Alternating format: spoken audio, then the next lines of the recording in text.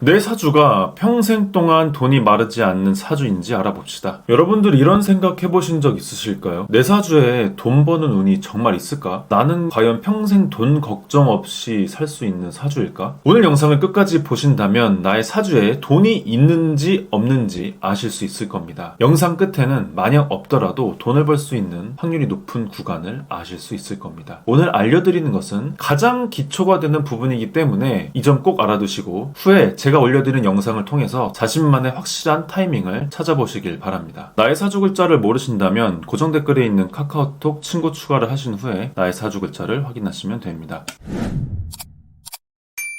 첫 번째, 이 지지에 오는 글자가 무엇인지 알아야 합니다. 확실히 보아야 될 자리는 이 월주에 있는 월 지지에 오는 글자를 알아야 합니다. 인, 묘, 진, 사, 오, 미, 신, 유, 술, 해, 자, 축입니다. 이렇게 총 12가지의 글자가 올 수 있습니다. 이 인묘지는 봄 글자, 사오미는 여름 글자, 신유술은 가을 글자, 해자축은 겨울 글자라고 생각하시면 됩니다. 이 글자들을 계절에 빗대어서 쉽게 설명해 드리겠습니다. 이 부분을 아셔야만 뒤에 내가 정말 필요한 글자들이 무엇인지 확실하게 아실 수 있습니다. 먼저 인목, 묘목, 진토 합쳐서 인, 묘, 진부터 알아보도록 하겠습니다. 인묘지는 봄을 나타내는 글자입니다. 새로운 것을 시작할 수 있는 기운을 가지고 있습니다. 나무가 되기 전 새싹을 틔우고 가지를 뻗고 성장하는 글자다라고 생각하시면 되겠습니다. 인목은 나무가 가지를 뻗기 시작하는 때를 생각하시면 되고요. 묘목은 나무가 무성하게 자라고 크게 되는 시기를 생각하시면 되고요. 진토는 나무가 완전하게 자라서 열매를 맺으려고 준비하는 시기다라고 생각하시면 되겠습니다. 이런 것을 생각을 했을 때 봄에 태어난 사람들은 대체로 성장하는 것을 좋아하고 새로운 것을 시도하는데 두려움이 없습니다. 새로운 도전을 즐깁니다. 다음은 사와, 오화, 미토를 합쳐서 사오미에 대해 알아보도록 하겠습니다. 사오미는 여름을 나타내는 글자입니다. 여름은 아까의 나무에서 더욱더 크게 확장하고 성장하는 에너지가 최고조에 달할 때입니다. 그래서 봄에는 시작하고 여름에는 확장한다 라고 생각하시면 됩니다. 사화는 나무가 확장하는 초기라고 생각하시면 되고, 오화는 나무가 완전하게 성장하는 때를 생각하시면 되고, 미토는 이미 나무가 최대로 자라서 열매를 맺기 전 단계라고 보시면 됩니다. 여름에 태어난 분들은 대체로 에너지가 넘치고 열정적입니다. 목표가 있다면 밀고 나가는 힘, 지속력이 강합니다. 그렇게 하여 자신의 역량을 펼치죠.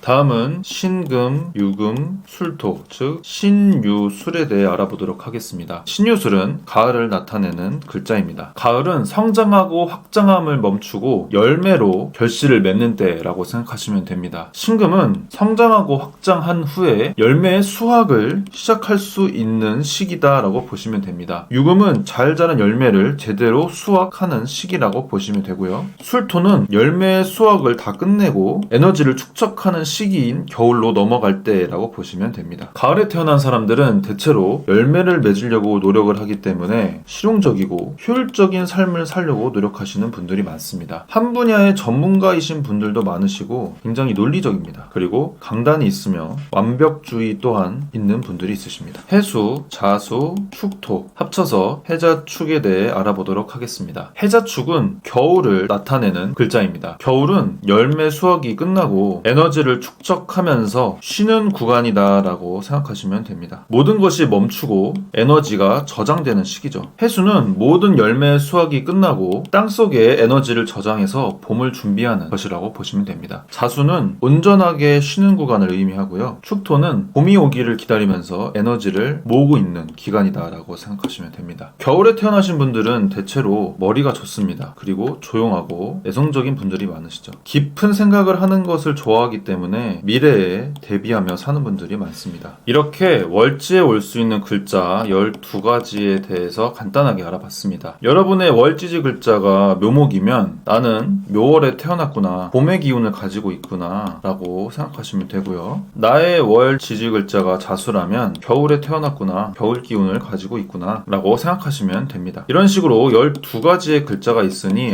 본인의 글자가 어떤 건지 꼭 먼저 확인해 보시길 바랍니다. 지금부터 지금부터 말씀드리는 부분을 보시고 월지지를 제외한 나의 글자에 해당되는 글자가 있는지를 확인해 보시길 바랍니다. 먼저 월지지의 글자가 임목, 묘목, 진토인 분들입니다. 새로운 시작을 의미하고 성장을 의미하죠. 이렇게 봄에 태어난 사람들은 봄의 기운과 여름의 기운이 필요합니다. 즉 봄 글자와 여름 글자가 필요하다는 것이죠. 봄 글자를 다시 한 번 더 말씀을 드리면 임목, 묘목, 진토를 의미하죠. 봄에 태어난 사람들이 이렇게 봄에 관련된 글자들을 지지에 갖고 있으면 성장되는 힘을 더욱더 크게 갖게 됩니다. 추진력 또한 더욱더 높아지고요. 끊임없이 성장하려고 하기 때문에 행동력이 올라가죠. 그렇게 이런 사주 구성을 가지신 분들은 돈을 벌기 위해서 직접적으로 많이 움직이시는 분들입니다. 그렇기 때문에 돈이 궁할 일이 크게 없는 것이죠. 또한 여름 글자인 사, 오, 미 또한 좋습니다. 성장하기를 좋아하고 새로운 것을 시도하는 걸 좋아하는 봄 글자 분들이 이 여름 글자를 만나면 더욱더 추진력을 갖게 되고 지속력 또한 갖게 됩니다. 그렇게 해서 제대로 크게 확장할 수가 있게 되는 것이죠. 새로운 것을 시도하는 행동력이 있는데 지속력까지 갖추고 있으니 당연히 돈이 잘 마르지가 않겠죠. 그래서 봄에 태어난 분들은 봄 글자와 이 여름 글자가 지지 아래에 깔려 있으면 기본적으로 좋다라고 보시면 됩니다. 두 번째 월지지가 사, 오, 미이신 분들입니다. 활기차고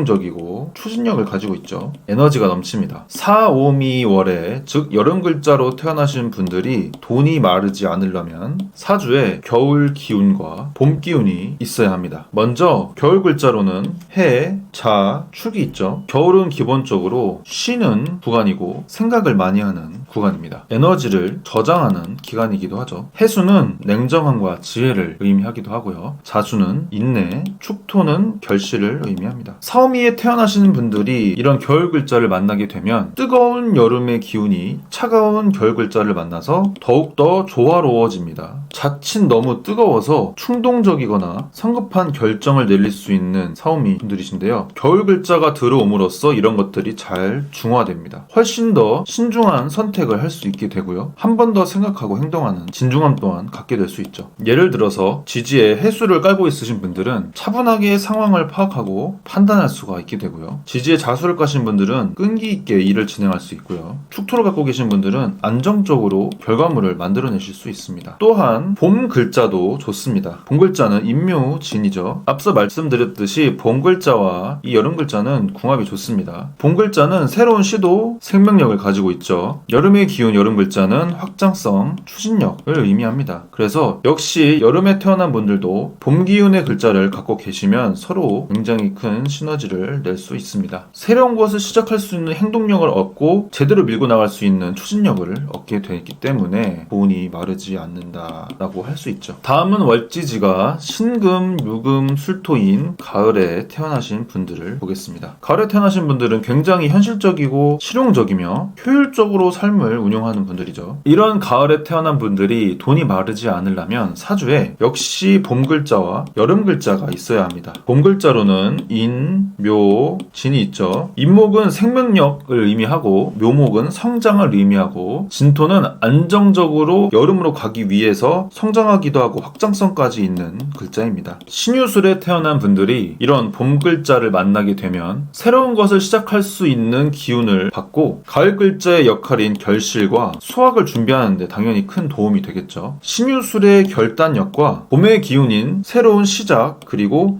행동력 이 두 가지가 합쳐져서 결실을 맺기 너무 좋은 궁합입니다. 그렇기에 이것들이 합쳐지면 돈이 안 될 수가 없겠죠. 새로운 기회를 적극적으로 찾고 이를 결실까지 맺기 때문에 굉장히 좋은 궁합이라고 할 수 있습니다. 봄 글자만큼 좋은 글자인 것이 바로 여름 글자입니다. 여름 글자로는 사, 오, 미가 있죠. 여름 글자는 역시 에너지가 최고조로 올라가는 시기고 확장이 가능한 시기입니다. 사화는 여름의 시작을 의미하고 제대로 된 추진력을 발휘하기 위해서 노력하는 글자이고요. 오화는 열정을 최대로 끌어올리는 글자이고요. 미토는 이 열정으로 인해서 열매로 맺기 위한 준비를 하는 글자라고 보시면 됩니다. 이런 신유술에 태어난 분들이 이런 여름 글자를 만나게 된다면 여름에 확장하는 기운과 열매를 맺기 전에 필요한 추진력까지 얻을 수 있기 때문에 기존의 열매보다 더 큰 열매를 맺을 수 있다라고 보시면 됩니다. 그렇기 때문에 더 큰 제대로 된 결과물을 낼 수가 있는 것이죠. 이렇기에 가을 글자분들이 여름 글자를 만나면 돈이 마르지 않을 확률이 높다라고 말씀을 드리는 겁니다. 월지지가 해수, 자수, 축토인 분들입니다. 겨울에 태어나신 해자축 분들은 대체로 조용하며 생각이 많으시고 머리가 좋습니다. 그리고 깊은 생각을 잘하기 때문에 미래를 준비하는 성향이 있습니다. 인내심이 강하죠. 이런 해자축에 태어난 분들이 돈이 마르지 않으려면 사주에 봄 글자와 여름 글자가 있어야 합니다. 겨울에 태어나신 분들은 기본적으로 에너지를 축적하는 성향이 있기 때문에 행동력이 조금 떨어질 수 있습니다. 그런데 지지에 이런 봄 글자가 들어왔을 때 행동력을 제공해줄 수 있는 글자이기 때문에 머리가 좋고 미래를 계획을 잘 하시는 겨울생분들이 행동력까지 갖추게 돼서 결과물을 얻을 수 있는 것이죠. 새로운 활력을 제공해서 행동 자체가 쉽지가 않은 겨울생분들에게 굉장히 좋은 글자라고 볼 수 있겠습니다. 돈과도 연결이 되기 때문이죠. 생각만 하고 아무것도 하지 않으면 결과가 나오지 않습니다. 그렇기에 겨울생분들은 이런 봄 글자가 매우 좋은 글자입니다. 또한 여름 글자도 겨울생분들에게는 매우 좋은 글자입니다. 역시 여름은 지속력과 추진력, 열정을 의미하죠. 깊은 생각을 잘하고 머리가 좋고 미래에 대한 기획을 잘하는 이런 겨울생분들이 열정적이고 지속력 있고 추진력 있는 이 여름 글자들을 만나게 되면 역시나 차가운 글자를 따뜻하게 해주기 때문에 매우 좋은 궁합이다라고 할 수 있죠. 행동력이 부족할 수가 있는데 이런 것들을 여름 글자가 옴으로써 굉장히 많이 도움을 줄 수 있습니다. 이것이 바로 돈으로 당연히 연결이 되겠죠. 오늘 말씀드린 부분은 가장 기본적인 부분입니다. 하지만 가장 중요한 부분이기도 하죠. 그렇기 때문에 꼭 인지하시길 바랍니다. 만약 오늘 제가 말씀드린 글자들이 본인의 사주에 없다고 해도 괜찮습니다. 제가 다른 영상에서도 많이 말씀드리지만 우리에겐 10년마다 들어오는 대운, 1년마다 들어오는 세운, 월마다 들어오는 월운, 심지어 하루하루마다 들어오는 일운도 존재합니다. 그래서 대운, 세운, 월운, 심지어 일운까지 이용해서 제가 오늘 말씀드렸던 이런 글자가 들어올 때를 노리시라는 겁니다. 그리고 오늘 말씀드린 부분뿐이 아니라 제가 추후에 영상을 통해서 알려드릴 내용까지 종합해서 운대를 보시면 분명히 돈을 벌 수 있는 타이밍이 옵니다. 내가 사업적으로 확장할지 아니면 조금 쉴지 등을 결정하고 이때 투자할지 말지를 결정하는 것이 가능합니다. 분명히 운이 좋게 들어오는 구간이 있고요. 운이 나쁘게 들어오는 구간도 분명히 있습니다. 운이 좋게 들어올 경우에는 이 운대를 확실하게 활용하셔서 추진하시고 행동하시면 되고요. 운이 좋지 않게 들어왔을 때는 오히려 좀 쉬고 기존에 하던 일을 유지하시는 것이 좋겠습니다. 오늘 말씀드린 부분을 꼭 활용하셨으면 좋겠고요. 앞으로 더 자세하게 돈과 관련된 사주 영상을 보고 싶으신 분들은 구독과 좋아요 한 번씩 부탁드리겠습니다. 기운 가득한 하루 보내시길 바랍니다. 사연남이었습니다.